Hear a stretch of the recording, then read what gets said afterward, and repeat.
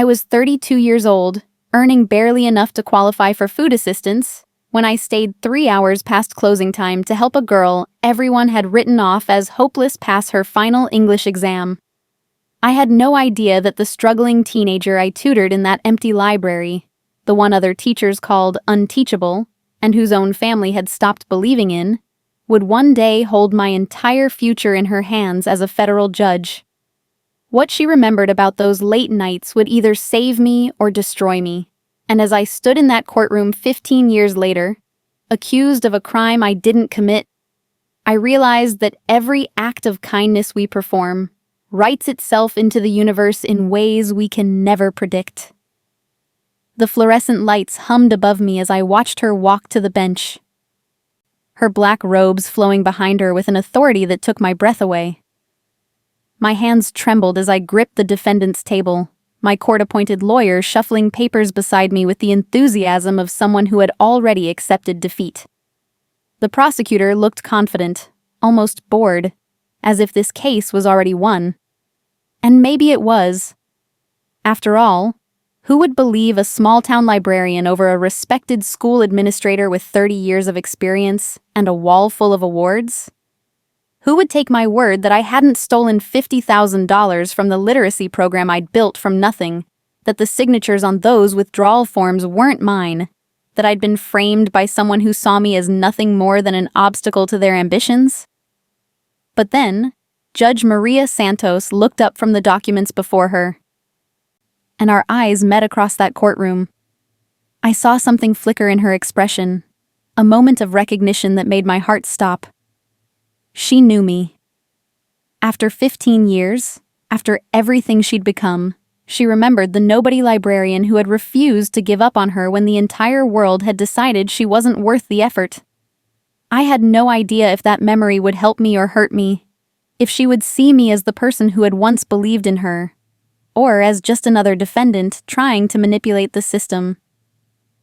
All I knew was that my entire life, everything I'd worked for, every child I'd helped learn to read, every program I'd built, every dream I'd nurtured, now rested in the hands of the girl I'd once tutored in an empty library while the janitor waited impatiently to lock up for the night. Before we dive into this incredible story, I'd love to know where you're watching from. Drop your city or country in the comments below. I always love seeing our global community come together. If you enjoy stories about second chances, the power of education, and how one person's belief can change everything, make sure to hit that like button right now and subscribe to our channel so you never miss these inspiring true stories. Now, let me take you back to 17 years ago, to a small library in a forgotten corner of Indiana, where I was just another underpaid public servant trying to make a difference in a world that had stopped caring. The Riverside Public Library where I worked wasn't the kind of place that inspired dreams. It was a squat brick building that smelled perpetually of mildew and old paper, wedged between a check-cashing store and a laundromat in the poorest neighborhood of our already struggling town. The carpet was worn through in spots, revealing concrete underneath. The computers were donated cast-offs from the high school, so old they took 5 minutes to boot up. The children's section had books with pages missing, held together with packing tape and hope. But it was mine, in the way that forgotten places belong to the people who refused to abandon them. I'd been working there for 3 years, ever since I'd graduated with my library science degree and $60,000 in student loans. My salary was $28,000 a year, which meant I lived in a studio apartment above a pizza shop where the smell of pepperoni seeped into everything I owned. I drove a 15-year-old Honda Civic that burned oil and made alarming noises every time I accelerated. My wardrobe consisted of thrift store cardigans and clearance rack pants that I rotated carefully so the kids wouldn't notice I wore the same 5 outfits on repeat. I brought my lunch every day, peanut butter sandwiches and whatever fruit was on sale, and I made my coffee at home in a pot I'd inherited from my grandmother. But I loved that library with a fierceness that surprised even me. I loved the kids who came in after school, backpacks dragging on the floor, looking for a warm place to sit and someone who would listen. I loved the elderly patrons who spent their days reading newspapers they couldn't afford to buy. I loved the young mothers who brought their babies for story time, desperate for adult conversation and a few moments of peace. I loved being the person who helped a struggling reader find the perfect book, who showed a job seeker how to format a resume, who taught a grandmother how to video chat with her deployed grandson. In that shabby little library, I mattered. In that forgotten corner of town, I made a difference. My grandmother had raised me after my parents died in a car accident when I was 8. She'd been a teacher in a one-room schoolhouse back in the 50s, and she'd taught me that education was the only inheritance that couldn't be taken away, the only wealth that mattered. She'd read to me every night, even when she was so tired she could barely keep her eyes open. She'd taken me to the library every Saturday, letting me check out as many books as I could carry. She'd help me with my homework at the kitchen table, patient and encouraging even when I struggled. She'd believed in the power of knowledge to transform lives, and she'd passed that belief to me like a sacred trust. When she died during my junior year of college, she left me 2 things: her collection of books and a letter telling me to use my education to help others the way she had helped me. I'd cried reading that letter, knowing how little money she'd had, how hard she'd worked, how much she'd sacrificed to make sure I could go to college. The library job didn't pay much, but it let me honor her memory every single day. Every child I helped, every life I touched, was a way of saying thank you to the woman who had given me everything. The high school was 3 blocks from the library, and every afternoon around 3:30, teenagers would flood in, some actually there to study, most just looking for free Wi-Fi and a place to hang out away from parents and responsibilities. I knew most of them by name, knew their struggles and dreams, knew which ones were college-bound and which ones were just trying to survive. I helped them with homework, listened to their problems, recommended books I thought they'd like, and tried to be the stable adult presence that some of them desperately needed. That's how I first met Maria Santos. She was 15 years old, small for her age, with dark eyes that held too much sadness and anger for someone so young. She came in one October afternoon, dumped her backpack on a table in the back corner, and put her head down like she was trying to disappear. I'd seen her around before, always alone, always with that same defensive posture that said she expected the world to hurt her and was determined not to let it show. I gave her some space, but I watched. After about 20 minutes, she pulled out a crumpled paper and stared at it with an expression of such complete despair that I couldn't stay away. I walked over, keeping my voice gentle and non-threatening. "Hey, I'm Sarah. Can I help you with something?" She looked up at me with those dark eyes, and I saw tears she was fighting hard to hold back. "I'm going to fail," she said, her voice barely a whisper. "I'm going to fail English, and they're going to hold me back, and everyone's going to know I'm stupid." The paper was an essay assignment, marked up in red ink with comments like, "unclear thesis," "poor organization," and "see me after class." Her teacher, Mrs. Henderson, was known for being tough, old school, the kind of educator who believed in high standards and had no patience for students who didn't meet them. The essay itself was rough, the kind of work that showed someone who was trying but didn't have the tools, someone who had ideas but couldn't organize them, someone who had been failed by the system long before they failed any test. "You're not stupid," I told her, and I meant it. "You just need help, and there's no shame in that. Everyone needs help sometimes." She looked at me like I was lying, like she'd heard empty encouragement before, and knew better than to believe it. "My teacher says I don't try hard enough. My mom says I'm lazy. My counselor says maybe I'm just not college material and I should think about vocational training." Her voice was flat, defeated, the voice of someone who had internalized every negative message she'd ever received. I pulled out a chair and sat down across from her. "What if they're all wrong? What if you just need someone to actually teach you instead of just telling you that you're failing? Would you be willing to work with me after the library closes?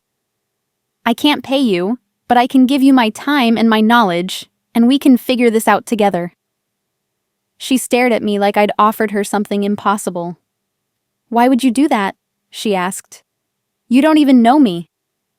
I smiled, thinking of my grandmother and all the hours she'd spent helping me. Because someone once did it for me, and because I believe you're worth it, even if nobody else has shown you that yet. That's how it started. 3 nights a week, Maria would come to the library at 5:30, after I'd officially closed. We'd work together in the back room, just the two of us and the janitor who grumbled about having to wait but never actually complained. I taught her how to outline an essay, how to develop a thesis, how to use evidence to support her arguments. But more than that, I taught her that she was capable, that her thoughts mattered, that she had something valuable to say. It was slow work, frustrating work, the kind of work that required patience and faith, and a willingness to celebrate tiny victories. She told me about her life in fragments, pieces of story that emerged between grammar lessons and vocabulary drills. Her father had left when she was 6. Her mother worked 2 jobs and was too exhausted to help with homework. Her older brother had dropped out of school and was in and out of jail. She lived in a trailer park where gunshots were common and hope was rare. She'd been labeled as a troublemaker in elementary school, tracked into the lowest classes in middle school, written off by high school. Teachers saw her as a lost cause, someone who would probably drop out, probably get pregnant, probably repeat the cycle of poverty and failure that had defined her family for generations. But I saw something else. I saw intelligence in the questions she asked, creativity in the way she approached problems, determination in her willingness to keep trying even when it was hard. I saw a girl who had been failed by every system meant to help her, who had been told so many times that she wasn't good enough that she'd almost started to believe it. I saw my younger self, the girl who would have been lost without my grandmother's faith and patience, and I was determined that Maria would not be another casualty of a system that gave up too easily on kids who needed help the most. The other librarians thought I was wasting my time. My supervisor, a woman named Patricia who had worked there for 30 years and had long ago stopped caring about anything beyond her pension, told me I was being naive. You can't save them all, Sarah, she said, shaking her head. Some of these kids are just not cut out for academic work. You're setting yourself up for disappointment. But I ignored her, just like I ignored Mrs. Henderson when she told me that Maria lacked the intellectual capacity for college-level work. Just like I ignored the counselor who suggested that my tutoring was giving Maria false hope. The work was hard. There were nights when Maria would break down crying, frustrated by her own mistakes, convinced she was too stupid to learn. There were nights when I went home exhausted, wondering if Patricia was right, if I was wasting my time on a lost cause. There were nights when Maria didn't show up, and I'd wait in that empty library, hoping she'd walk through the door, terrified that she'd given up. But then she'd appear the next time, apologetic and determined, and we'd start again. I spent my own money on books I thought would help her, on practice tests and study guides. I stayed hours past when I was supposed to leave, unpaid time that I could barely afford but couldn't bring myself to begrudge. I wrote her college recommendation letters that I knew no one would read, filled out scholarship applications that I knew wouldn't be awarded to a girl with her grades and background. I believed in her when she couldn't believe in herself, held faith for both of us when the world seemed determined to prove us wrong. Her English grade slowly improved. The F became a D, then a C, then, miraculously, a B on her final exam. She passed sophomore year, then junior year. She started to carry herself differently, with a little more confidence, a little more hope. She talked about college, tentatively at first, then with growing conviction. She wanted to be a lawyer, she told me one night. She wanted to help people like her, people the system had failed, people who needed someone to fight for them. I told her she'd be brilliant at it, and I meant it with every fiber of my being. Senior year was brutal. She was taking harder classes, trying to make up for lost time, working a part-time job to help her mother with bills. She'd come to the library exhausted, falling asleep over her textbooks, pushing herself beyond what seemed humanly possible. I helped her with college applications, with financial aid forms, with scholarship essays. I drove her to campus visits at state schools, using my gas money for the month because she had no other way to get there. I proofread her personal statement 17 times, each draft better than the last, until it shone with the truth of who she was and what she'd overcome.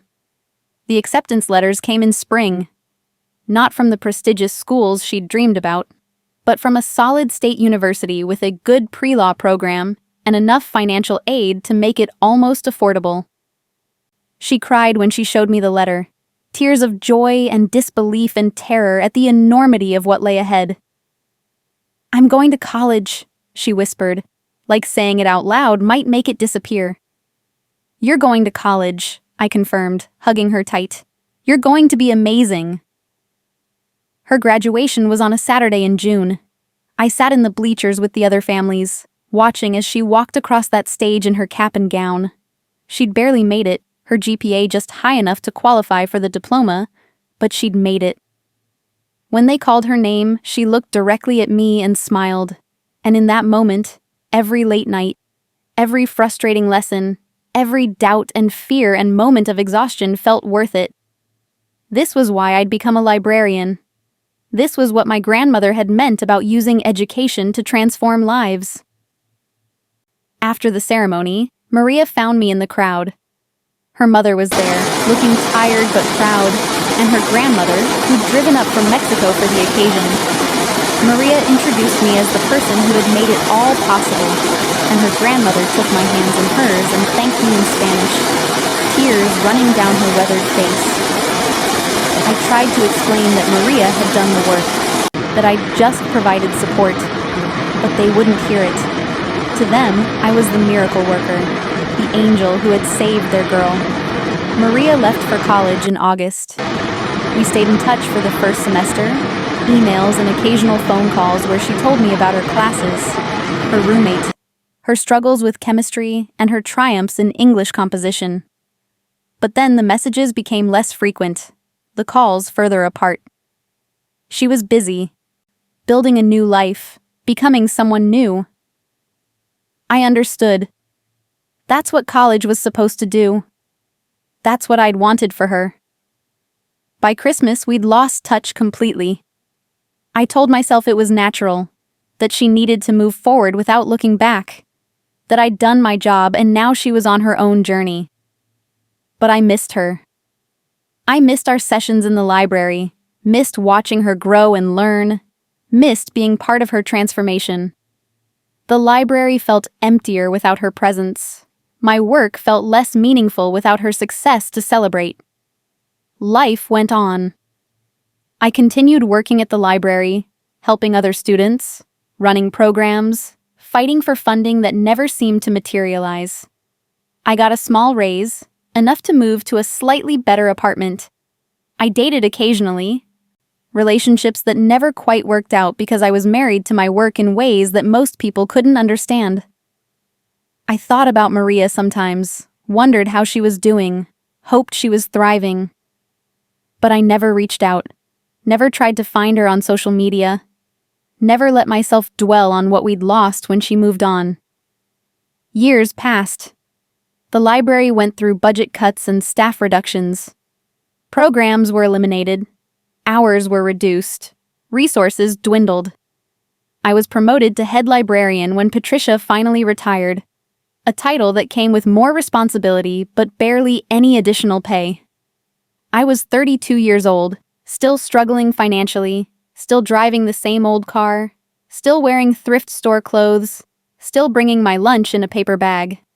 But I was still there, still helping kids, still believing that education could change lives even when the world seemed determined to prove otherwise. Then came the literacy program.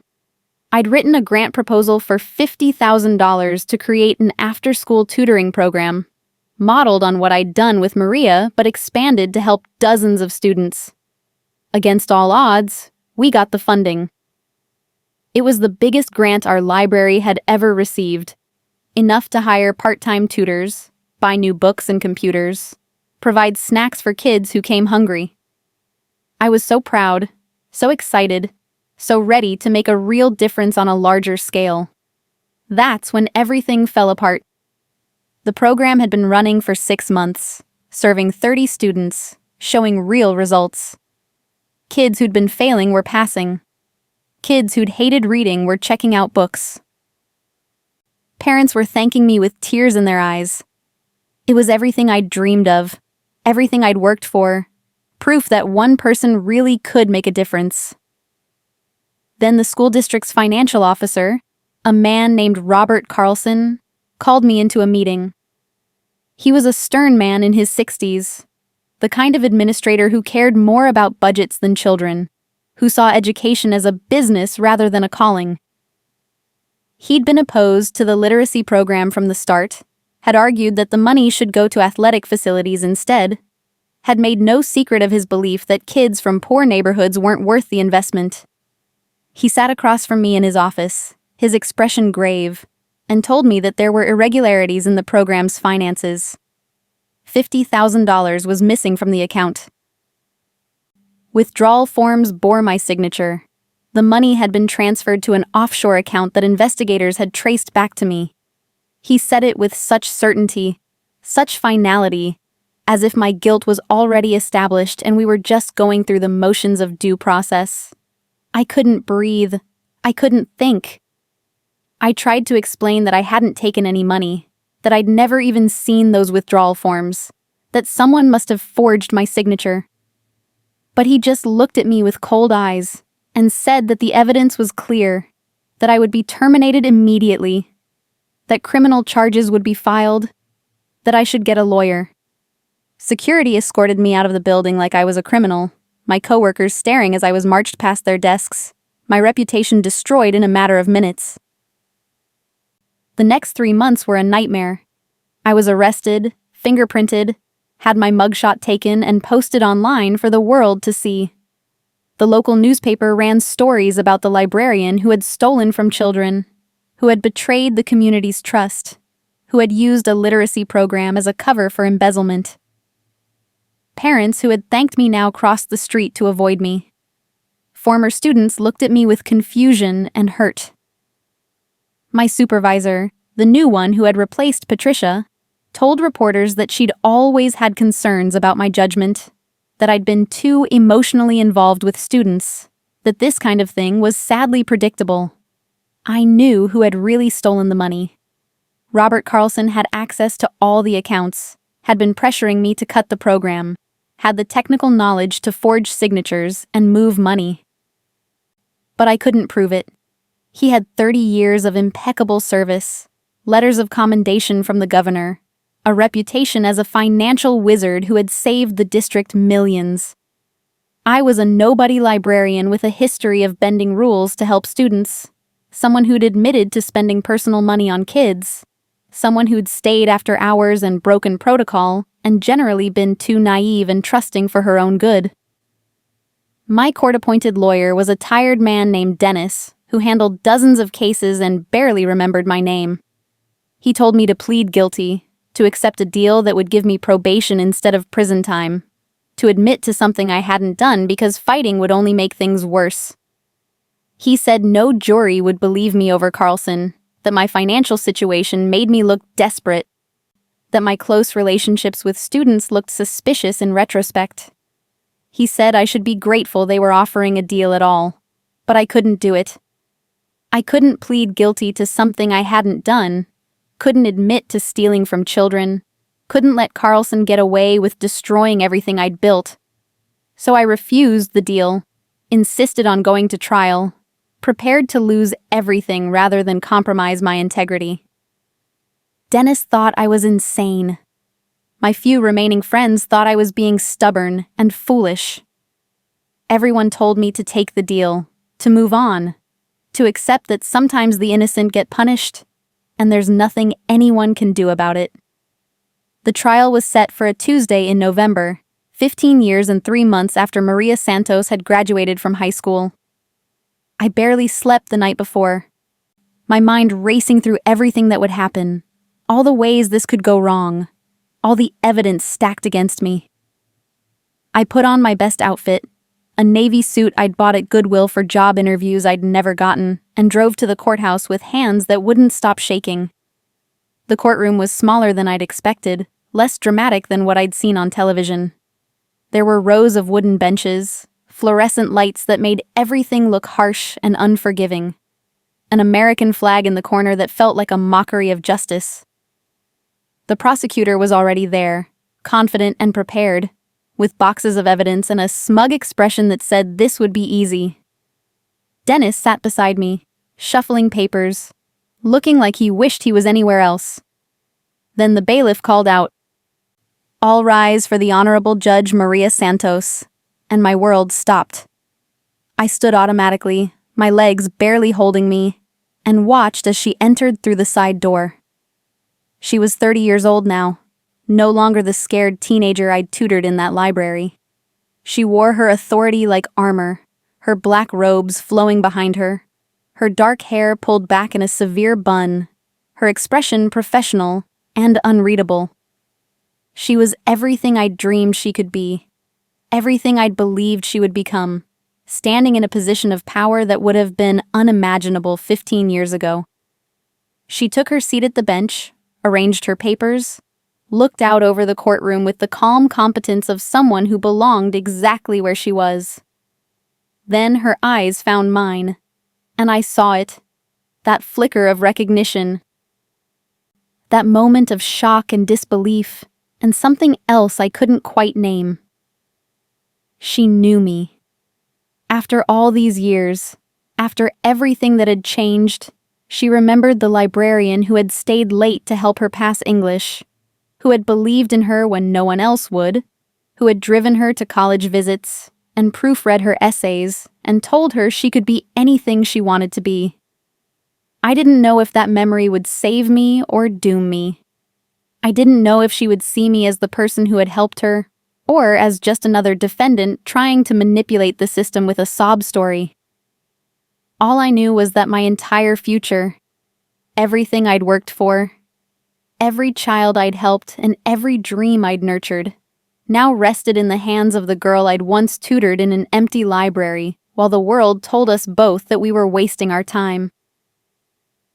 Judge Santos looked down at the case file, her expression carefully neutral. "This is the case of the state versus Sarah Mitchell, charged with embezzlement of public funds. Are both sides ready to proceed?" The prosecutor stood, confident and eager. "Yes, Your Honor." Dennis stood beside me, less confident but resigned. "Yes, Your Honor." I stood too, my legs trembling, my heart pounding so hard I thought everyone in the courtroom must be able to hear it. She looked at me again, and this time I saw something in her eyes that gave me the smallest spark of hope. She remembered. The question was what she would do with that memory, how she would balance her personal history with her professional obligations, whether the faith I'd once had in her would be returned when I needed it most. The bailiff called the court to order. The prosecutor began his opening statement, and I stood there in that courtroom, waiting to discover whether the seeds of kindness I'd planted 15 years ago would bear fruit or wither away into nothing. The prosecutor's opening statement was devastating. He painted me as a trusted public servant who had betrayed that trust, a woman who had pretended to care about children while stealing the money meant to help them. He presented the withdrawal forms with my signature, the bank records showing transfers to an offshore account, testimony from a forensic accountant who would explain how I'd covered my tracks. He talked about my financial situation, my student loans, my barely above poverty line salary, suggesting that desperation had driven me to crime. He made me sound calculating and cruel, a wolf in sheep's clothing who had used vulnerable children as cover for theft. Dennis's opening statement was weak by comparison. He argued that I was being framed, that someone else had forged my signature, that I had no motive because I'd dedicated my life to helping children. But even he sounded unconvinced, like he was going through the motions because he had to, not because he believed we could win. I watched Judge Santos's face as both lawyers spoke, trying to read her expression, looking for any sign of what she was thinking. But she was perfectly professional, perfectly neutral, giving nothing away. The prosecution's case took 2 days. They called the forensic accountant, who testified about the missing money and the offshore account.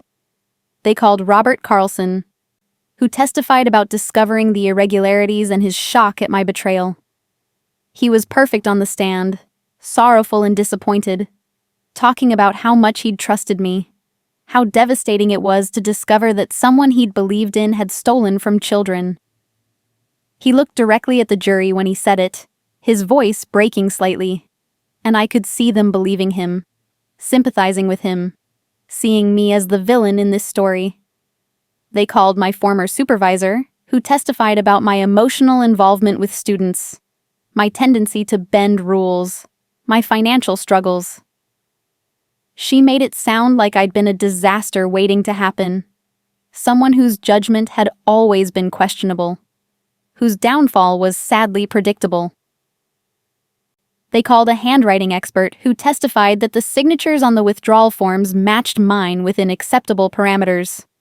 They built a case that looked airtight, that made my guilt seem obvious, that left no room for reasonable doubt. Dennis tried to cross-examine, tried to poke holes in their testimony, but he was outmatched, and we both knew it. He got the forensic accountant to admit that the offshore account could have been set up by someone else using my information. He got Carlson to admit that he had access to all the same accounts and systems I did. He got my supervisor to admit that my dedication to students had never been questioned before this incident. But it wasn't enough. The damage was done, the narrative established, the jury convinced. Then it was our turn to present our defense, and we had almost nothing. Dennis called character witnesses, former students and parents who testified about my dedication and integrity. They talked about how I'd helped their children, how I'd spent my own money and time, how I'd changed lives through my work. They cried on the stand, these parents and kids, talking about what I'd meant to them, how impossible it was to believe I would steal from children. But the prosecutor tore them apart on cross-examination, suggesting they were biased, that they'd been manipulated by me, that good people could still commit crimes when desperate enough. We couldn't prove who had really stolen the money. We couldn't prove the signatures were forged. We couldn't explain the offshore account or the bank transfers. All we had was my word against the evidence, my reputation against Carlson's, my truth against a narrative that made perfect sense to everyone who heard it. By the end of the second day, I could see the verdict in the jury's eyes. They believed I was guilty. They believed I'd stolen from children. They believed I deserved to be punished. That night, I lay awake in my apartment, staring at the ceiling, thinking about prison and what my life would become. I thought about my grandmother, how disappointed she would be, how I'd failed to honor her legacy.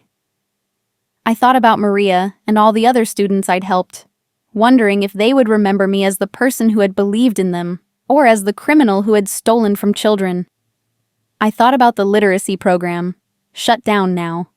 Those 30 kids back to failing, back to being told they weren't worth the investment. I thought about how easily the truth could be buried, how powerless the innocent could be against the powerful, how justice was supposed to work but so often didn't. The next morning we returned to court for closing arguments. The prosecutor was confident, almost gleeful, as he summarized the evidence against me. He talked about betrayal and greed, about how I'd used children as pawns in my scheme, about how I deserved the maximum sentence for my crimes. The jury nodded along, their minds clearly made up, their verdict already decided in their hearts, if not yet officially.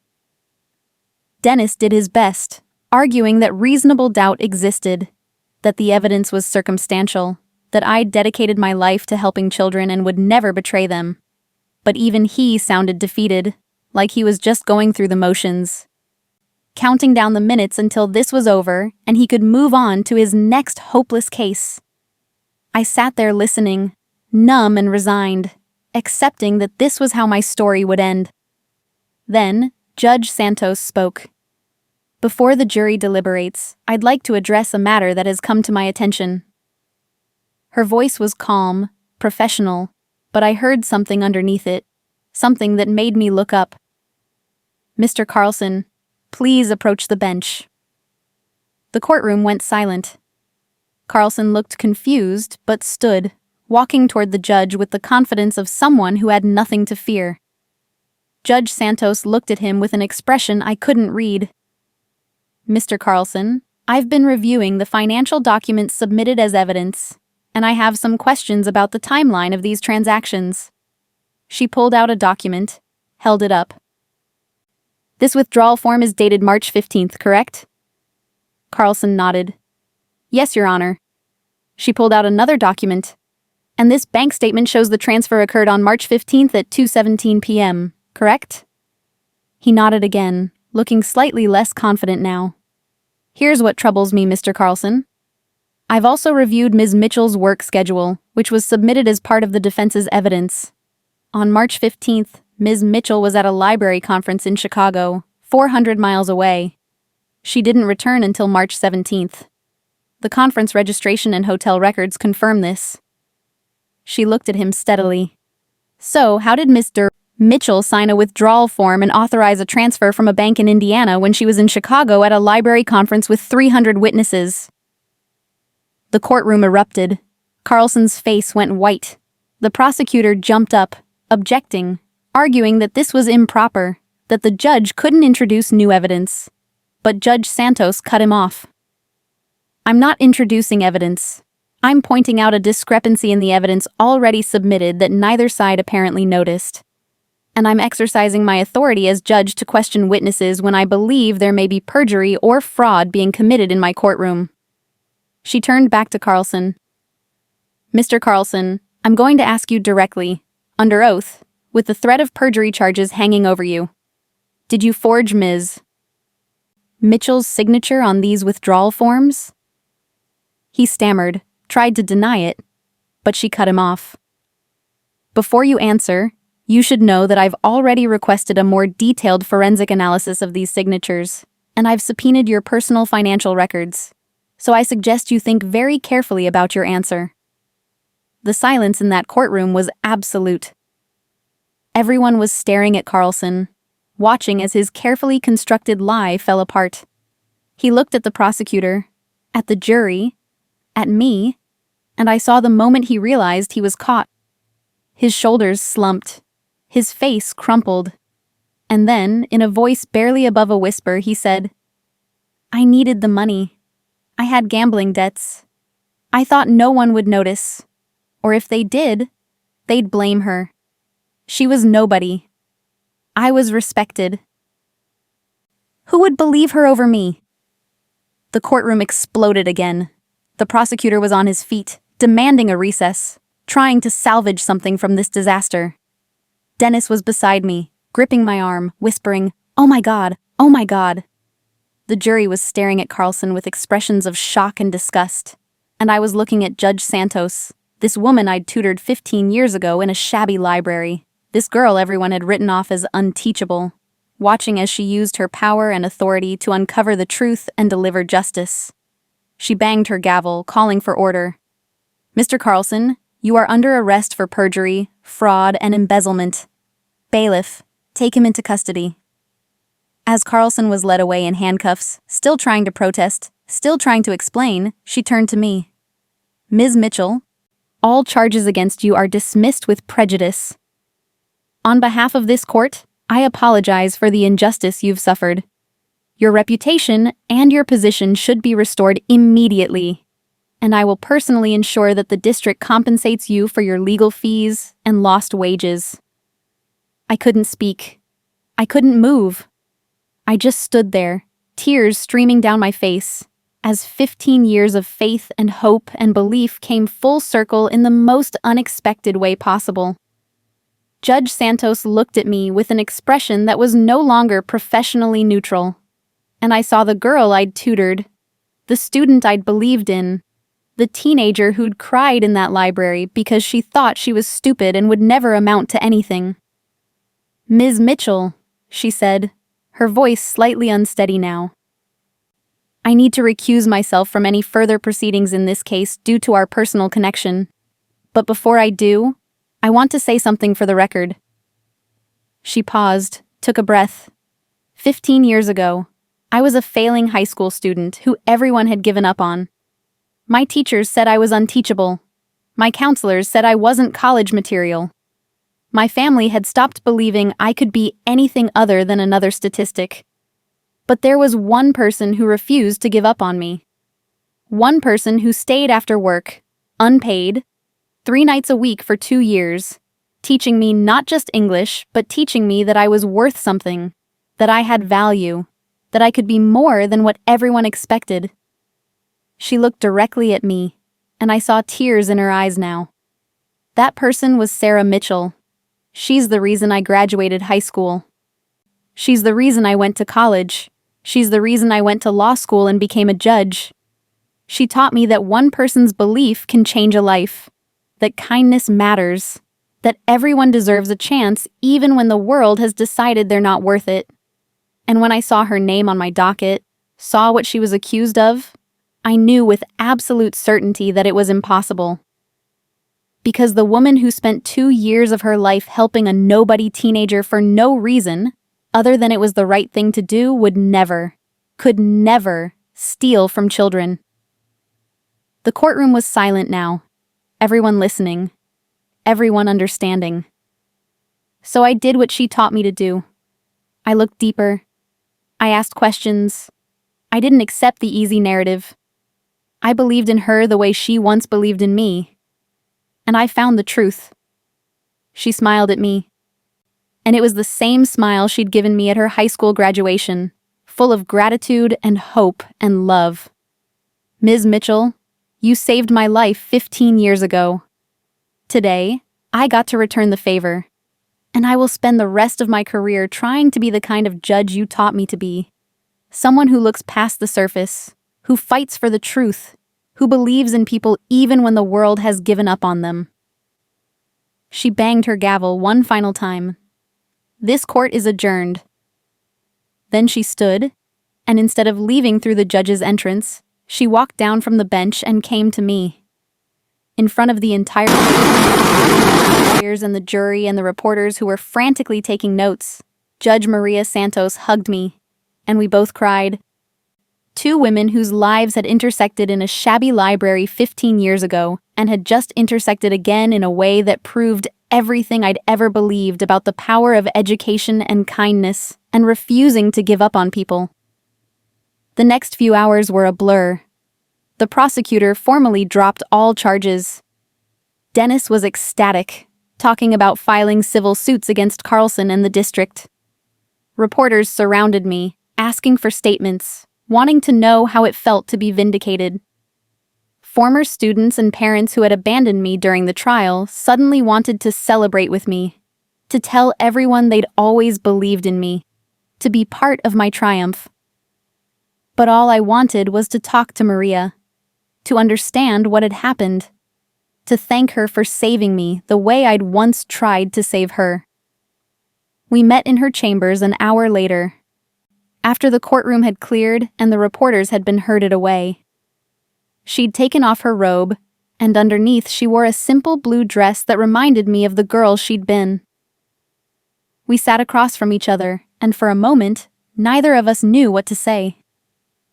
Then she smiled, and it broke the tension. "I'm sorry I lost touch," she said. "College was overwhelming, and then law school, and then the bar exam. I always meant to reach out, to thank you properly, but time just kept passing, and it felt like too much time had gone by." I shook my head. "You don't owe me anything.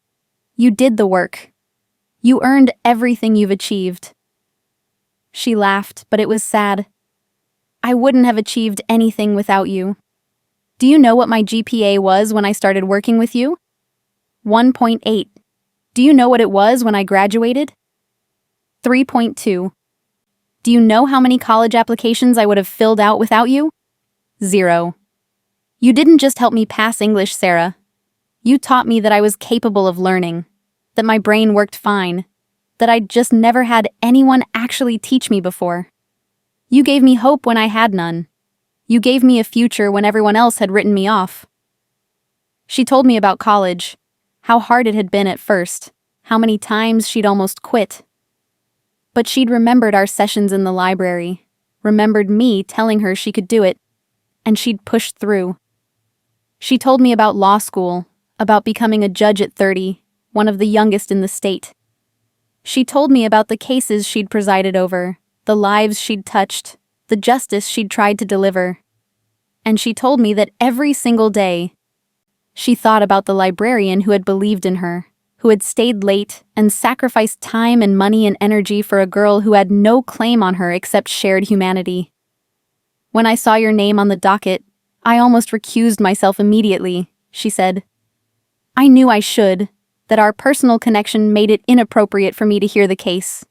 But something told me to wait, to review the evidence first. And when I did, when I saw what they were accusing you of, I knew it was wrong. I knew you. I knew your character. I knew what you were capable of. And stealing from children wasn't on that list. She smiled. So I did what you taught me to do. I dug deeper. I asked questions. I looked for the truth instead of accepting the easy answer. And I found it. She explained how she'd spent 3 nights reviewing every document in the case, how she'd noticed the discrepancy in the dates, how she'd subpoenaed additional records on her own authority. She'd taken a risk, she admitted, pushing the boundaries of what a judge could do. But she'd been certain, absolutely certain, that I was innocent, and she'd been determined to prove it. I couldn't let you be convicted for something you didn't do, she said. Not when you'd spent your life helping people like me. Not when you'd sacrificed so much for so many. Not when I had the power to find the truth and deliver justice. We talked for hours, catching up on 15 years, sharing stories, laughing and crying and marveling at how life had brought us back together. She told me about her mother, who'd cried with pride at her law school graduation, who kept every article written about her daughter, the judge. She told me about her grandmother, who'd passed away 2 years ago but had lived long enough to see Maria succeed. She told me about her brother, who'd gotten clean and was working construction now, inspired by his little sister's transformation. She told me about the kids she mentored now, paying forward what I'd given her, trying to be for them what I'd been for her. And I told her about the library, about the literacy program, about all the students I'd helped over the years. I told her about the ones who'd succeeded and the ones who'd failed, about the victories and the heartbreaks, about why I'd kept doing it even when the pay was terrible and the recognition was non-existent. I told her about my grandmother, about the legacy I was trying to honor, about the belief that education could transform lives if someone just cared enough to help. And I told her that she was the proof, the validation of everything I'd believed, the reason I'd never given up even when it would have been easier to stop caring. Before I left, she hugged me again. Thank you, she whispered, for everything, for believing in me when no one else would, for teaching me that I mattered, for giving me a future I never thought I could have. You saved my life, Sarah. I will never forget that, and I will spend the rest of my career trying to honor what you taught me. I hugged her back, this brilliant woman who'd once been a scared teenager in a shabby library, and I thought about my grandmother and the legacy of kindness that passes from generation to generation, transforming lives in ways we can never predict. The next few weeks were a whirlwind. The district formally apologized and offered me my job back with back pay and a promotion. Robert Carlson was convicted of embezzlement and fraud and sentenced to 5 years in prison. The literacy program was reinstated with even more funding, and I was put in charge of expanding it to other libraries in the county. Local news ran stories about the librarian who was vindicated by the student she'd once tutored, and suddenly, I was being celebrated as a hero, invited to speak at conferences, asked to advise on education policy. But the best part was the letters. Dozens of them, from former students I'd helped over the years, people who'd heard about the trial and wanted to tell me what I'd meant to them. A doctor who'd struggled with reading in elementary school until I'd helped him find books he loved. A teacher who'd been failing high school until I'd tutored her in math. A social worker who'd grown up in the foster system and had found refuge in my library. A college professor who'd been a teenage mom and had studied for her GED at one of my tables while her baby slept in a carrier. Story after story of lives I'd touched, people I'd helped, seeds I'd planted that had grown in ways I'd never known. 6 months after the trial, the library held a celebration for the expanded literacy program. Maria was there, having taken time off from her judicial duties to attend. We stood together as the mayor cut the ribbon, as parents and students cheered, as reporters took photos. The new program would serve 300 students a year. With paid tutors and updated technology and all the resources I'd always dreamed of having. It was everything I'd hoped for, everything my grandmother would have been proud of, everything that had almost been destroyed by one man's greed and corruption. During her speech, Maria talked about the power of one person to change a life, about the importance of believing in people even when the world has given up on them, about how the smallest acts of kindness can ripple outward in ways we never imagine. She talked about a librarian who had stayed late to help a failing student, who had sacrificed time and money and energy for someone she barely knew, who had planted seeds of hope that had grown into a career of service and justice. And she talked about how that same librarian had taught her the most important lesson of all, that everyone deserves a chance, that everyone has worth, that everyone can transform their life if just one person believes in them enough to help. When she finished, the audience stood and applauded, and I saw tears on many faces. Parents whose children I'd helped, students who'd struggled and succeeded, teachers and librarians and social workers who understood the daily battle to help kids who needed it most.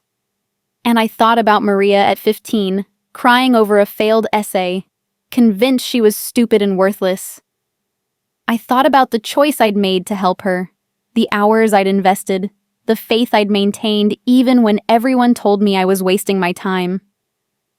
And I thought about how that choice, that investment of time and faith and love, had not only transformed her life, but had ultimately saved mine. After the celebration, Maria and I walked through the library together. It had been renovated with some of the settlement money from the lawsuit, new carpet, and fresh paint, and updated technology. But it was still the same place at its core, still a refuge for kids who needed one, still a place where lives could be transformed by the simple act of caring. We stopped in the back room where we'd had our tutoring sessions 15 years ago, and Maria smiled. "This is where it all started," she said.